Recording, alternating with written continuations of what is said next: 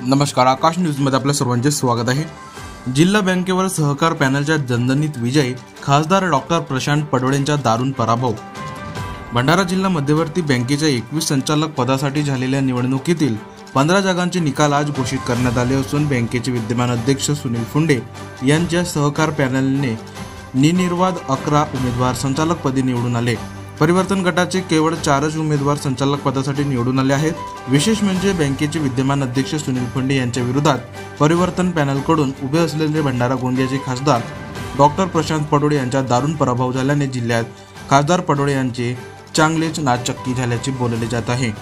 भंडारा जिल्हा मध्यवर्ती बँकेच्या निवडणुकीत महायुती प्रणित सहकार पॅनल तर महाविकास आघाडी प्रणित परिवर्तन पॅनल आमनेसामने उभे होत्या। गेल्या 20 वर्षापासून बँकेवर सत्तेत असलेले विद्यमान अध्यक्ष सुनील फुंडे यांच्या नेतृत्वात सहकार क्षेत्रातील दिग्गज उमेदवार निवडणुकीच्या रिंगणात उभे होते। आज निवडणुकीच्या 15 जागांचे निकाल घोषित करण्यात आले।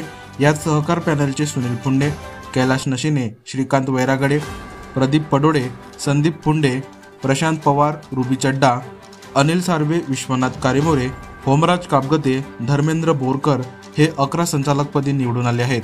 तर परिवर्तन पॅनलचे चंपालाल कटरे, प्रदीप बुराडे, मोहित मोहरकर, अजय मोहनकर हे 4 उमेदवार संचालकपदी निवडून आले आहेत। उर्वरित जागांचे निकाल न्यायालयाच्या निर्णयानंतर लागणार असले तरी सहकार पॅनलने बँकेवर आपला निर्विवाद कब्जा केलेला आहे।